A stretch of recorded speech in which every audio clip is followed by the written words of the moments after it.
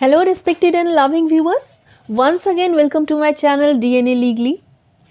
सबसे पहले तो आप सबका बहुत बहुत धन्यवाद। आप सबने हमारे चैनल को लाइक किया और सब्सक्राइब किया। आप सबसे अनुरोध है कि हमारे चैनल को लाइक एंड सब्सक्राइब ज़रूर करें। आपके सपोर्ट की बहुत बहुत बहुत आवश्यकता है। तो आज जिस टॉपिक पे हम बात करेंगे वो है एबॉर्शन लॉ इन इंडिया। तो आइए शुरू करते हैं abortion law in India. Abortion एक कंट्रोवर्शियल टॉपिक है और सोसाइटी के रिलीजियस, एथिकल और सोशल बैकग्राउंड के इर्द गिर्द घूमता है। इस पर सभी रिलीजन का एक कॉमन व्यू पॉइंट है और वे सभी मानते हैं कि एबॉर्शन मर्डर के बराबर है। वे सभी मानते हैं कि एबॉर्शन पाप है, अनैतिक है और इसे समाज द्वारा स्वीकार नहीं किया जाना चाहिए।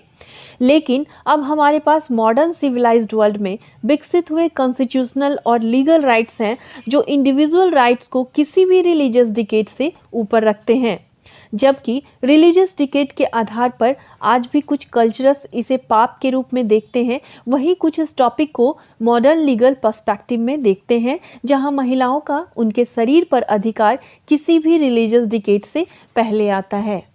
तो क्या है modern legal perspective on abortion bone of contention? जब हम इस इशू को मॉडर्न लीगल पर्सपेक्टिव में देखते हैं तब भी विवाद का कारण उत्पन्न होता है। चूँकि modern view point individual rights को मान्यता देता है, तो अब सवाल उठता है, क्या अनबॉर्न चाइल्ड को ह्यूमन बीइंग के रूप में माना जा सकता है? यदि अनबॉर्न चाइल्ड को ह्यूमन बीइंग के रूप में मान्यता दी जाती है तो क्या उन्हें राइट टू लाइफ की गारंटी भी दी जाएगी? और अगर अनबॉर्न चाइल्ड को राइट टू लाइफ प्रदान किया जाता है तो क्या वुमेन का अपने बॉडी पर अधिकार अनबॉर्न चाइल्ड के राइट टू लाइफ पर हावी होगा? इन सभी सवालों का जवाब देने के लिए हम पहले दो कंपीटिंग राइट का एनालिसिस करेंगे। सबसे पहले एक अनबॉर्न चाइल्ड के राइट टू लाइफ और दूसरा एक महिला का उसके शरीर पर अधिकार जो राइट टू प्राइवेसी से उत्पन्न अधिकार है। Whether an unborn child has the right to life? क्या अनबॉर्न चाइल्ड को जीने का अधिकार है? इस प्रश्न को सुलझाने के लिए लैंडमार्क केस रोई वर्सेस वाडे 1973 में यूएस सुप्रीम कोर्ट का फैसला इम्पॉर्टेंट माना जाता है। यह फैसला सैलमन की राइट की परिभाषा पर आधारित फैसला है। सैलमन ने राइट को इंटरेस्ट के रूप में डिफाइन किया है जो रूल ऑफ लॉ द्वारा प्रोटेक्टेड और रिकॉग्नाइज्ड है। यह एक ऐसा इंटरेस्ट है जिसके लिए स्टेट का कुछ कर्तव्य है और जिसकी अवहेलना करना गलत है। यूएस सुप्रीम कोर्ट ने माना कि एबॉर्शन फेटस के जीने का अधिकार के खिलाफ है या नहीं, इस बात पर निर्भर करता है कि फेटस का खुद का इंटरेस्ट है या नहीं। वैज्ञानिक इस बात से सहमत हैं कि फेटस प्रेगनेंसी के थर्ड ट्राइमेस्टर के शुरू होने से पहले तक दर्द महसूस नहीं कर सकता है, क्योंकि थर्ड ट्राइमेस्टर के शुरू होने से पहले फेटस का ब्रेन पेन फील करने के लिए पर्याप्त रूप से डेवलप नहीं होता है। दर्द को महसूस करना जीवन का संकेत है, इसलिए यूएस सुप्रीम कोर्ट ने माना कि प्रेगनेंसी के थर्ड ट्राइमेस्टर से पहले फेटस का अपना स्वयं का इंटरेस्ट नहीं है, क्योंकि जो जीवित नहीं है उसका कोई इंटरेस्ट भी नहीं हो सकता। लेकिन वहीं दूसरी तरफ अपने शरीर पर एक महिला का अधिकार उसके राइट टू प्राइवेसी का एक इंडिविजुअल पार्ट है और कॉन्स्टिट्यूशन के आर्टिकल 21 के तहत पर्सनल लिबर्टी से ओरिजिनेट होता है, जैसा कि justice KS. Puttaswamy and ANR versus union of India 2017 में कहा गया है। इसलिए एक महिला को अपनी प्रेगनेंसी जारी रखने के लिए मजबूर करना न केवल उसकी बॉडीली इंटीग्रिटी का वायोलेशन होगा, बल्कि उसके मानसिक आघात को भी बढ़ा देगा। इसलिए प्रेगनेंसी के थर्ड ट्राइमेस्टर से पहले तक एबॉर्शन करवाना एक महिला का अधिकार है, लेकिन यह अधिकार अपवाद है और कंडीशनल है, जिसके बारे में हम आगे चर्चा करेंगे। इस तरह यह स्पष्ट होता है कि जहां फेटस का प्रेगनेंसी के थर्ड ट्राइमेस्टर के शुरुआत तक कोई अधिकार नहीं, वहीं एक महिला का रिप्रोडक्टिव चॉइस उसका पर्सनल लिबर्टी के तहत उसका मौलिक अधिकार है और उसी के तहत बहुत सारे देशों में महिलाओं का थर्ड ट्राइमेस्टर से पहले एक अबॉर्शन कराने के अधिकार को माना है और कानून भी बनाया है। आइए जानते हैं भारत में अबॉर्शन का क्या कानून है। 1960 के दशक तक अबॉर्शन भारत में इलीगल था। आईपीसी के चैप्टर 16 में of the causing of miscarriage, of the injuries to unborn children, of the exposure of infants and of the concealment of births शीर्षक वाला एक सेगमेंट शामिल है, जिसमें सेक्शन 312 से 318 तक इस सेगमेंट का एक हिस्सा है, जिसके तहत अबॉर्शन दंडनीय है। लेकिन 1964 में शांतिलाल शाह कमेटी ने भारत में अबॉर्शन लॉ के उदारीकरण का सुझाव दिया। कमेटी की रिपोर्ट के आधार पर medical termination of pregnancy MTP act 1 अप्रैल 1972 को लागू हुआ। यह एक्ट आईपीसी की सेक्शन 312 टू 318 का एक्सेप्शन है। इंडिया में अबॉर्शन लॉ इन दोनों कानूनों आईपीसी और एमपीटी द्वारा गवर्न होती है। आईपीसी 1860 की सेक्शन 312 से 318 प्रेगनेंसी के इलीगल टर्मिनेशन से संबंधित है। यहाँ आईपीसी 1860 के तहत अबॉर्शन शब्द का इस्तेमाल नहीं किया गया है, बल्कि मिसकैरेज शब्द का प्रयोग किया गया है। आईपीसी में मिसकैरेज और अनबॉर्न चाइल्ड को डिफाइन नहीं किया गया है, लेकिन लीगल इंटरप्रिटेशन से पता चलता है कि वॉलेंट्रीली कॉजिंग मिसकैरेज फ्रेज का अर्थ इलीगल अबॉर्शन है, जो आईपीसी के तहत एक अपराध है। सेक्शन 312 टू 318 दो सिचुएशन में वॉलेंट्रीली कॉजिंग मिसकैरेज को अपराध बनाती है। सबसे पहले जब एक महिला का जैसे ही गर्भधारण शुरू होता है और वो अबॉर्शन कराती है। दूसरा, जब फेटस की गति माँ द्वारा महसूस की जाती है और वह अबॉर्शन करवाती है। सेक्शन 312 से 318 माँ के जीवन की रक्षा के लिए अबॉर्शन की अनुमति देती है। अबॉर्शन तब तक नहीं किया जाना चाहिए जब तक कि अबॉर्शन महिला के जीवन को प्रोटेक्ट करने के उद्देश्य से ना किया गया हो। यह सेक्शन अबॉर्शन को अपराध मानता है और मां के जीवन की रक्षा के लिए केवल मेडिकल बेसिस पर अबॉर्शन की अनुमति देता है। आईपीसी के तहत अवैध गर्भपात के लिए किसे दंडित किया जा सकता है, आइए जानते हैं। 4 से 5 महीने से कम के गर्भपात के लिए इलीगल अबॉर्शन कराने की सज़ा 3 इयर्स तक की जेल और या जुर्माना है। यदि अबॉर्शन तब होता है जब माँ फेटस की गतिविधि को महसूस कर सकती है, तो सज़ा अधिक हो सकती है। महिला और उसके डॉक्टर दोनों को अपराधी माना जाता है जब तक कि महिला के जीवन को बचाने के लिए गुड फेथ में ऐसा नहीं किया गया हो। दूसरा है, अगर कोई और महिला को अबॉर्शन कराने के लिए मजबूर करता है या महिला की सहमति के बिना अबॉर्शन करता है, तो 10 साल तक की जेल और जुर्माना होगी। तीसरा है, यदि महिला की मृत्यु अबॉर्शन या अकुशल व्यक्ति द्वारा किए गए अबॉर्शन के कारण हो जाती है, तो ऑपरेशन करने वाले डॉक्टर को 10 साल तक की जेल या जुर्माना हो सकती है। Medical termination of pregnancy MTP act 1972 क्या है, आइए जानते हैं।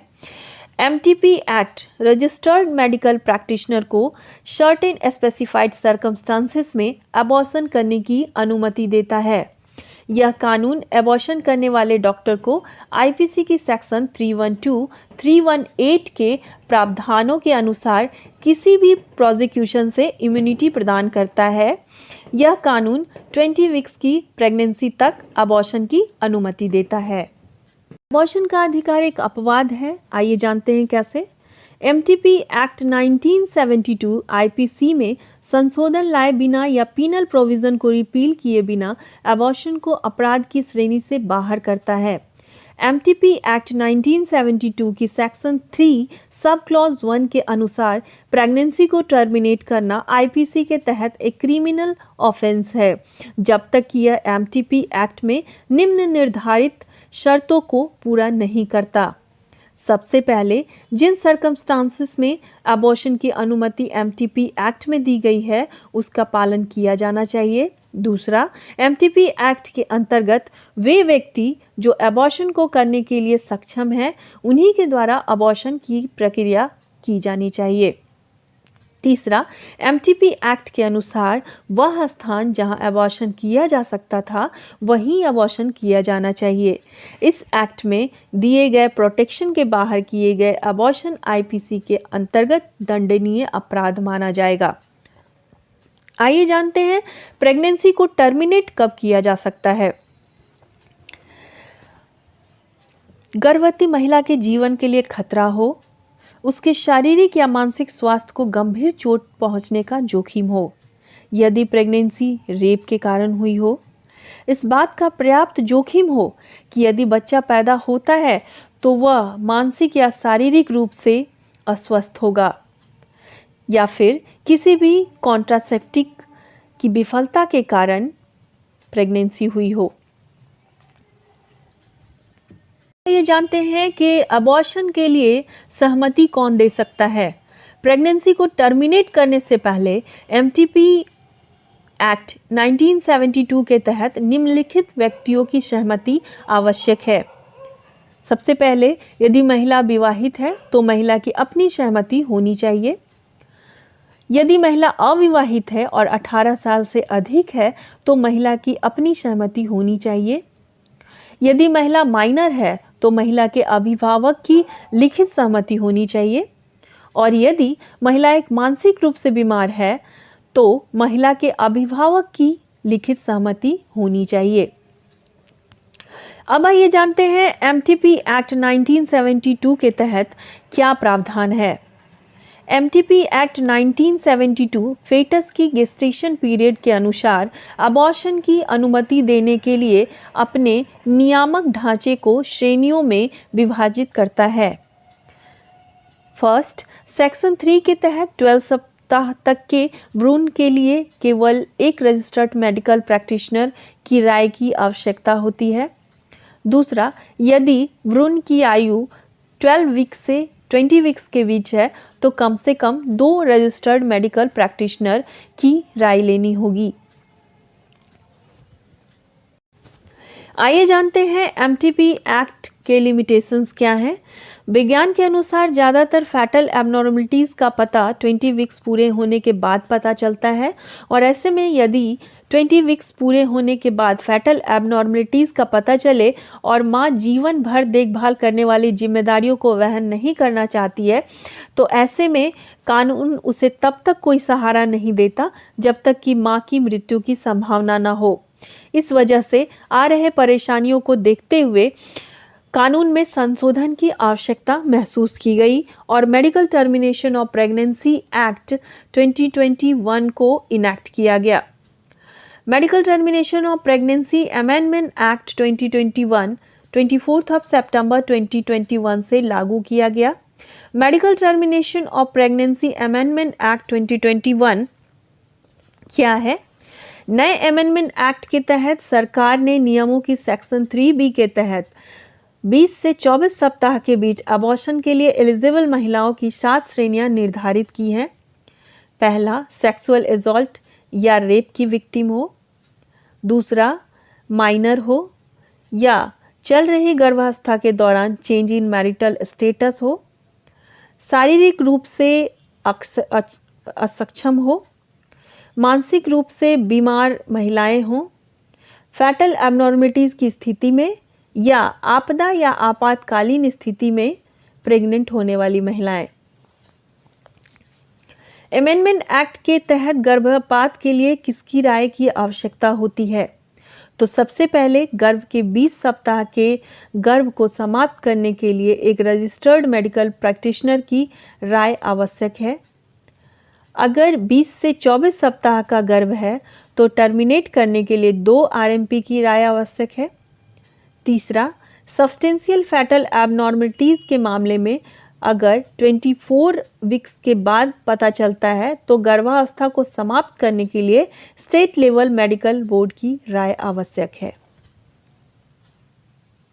हाल ही में 29 सितंबर 2022 को X versus principal secretary department of health and family welfare government of Delhi में सुप्रीम कोर्ट ने फैसला सुनाया कि 20 से 24 सप्ताह के बीच गर्भधारण करने वाली अविवाहित महिलाएं भी विवाहित महिलाओं के समान सेफ और लीगल अबॉर्शन की हकदार हैं।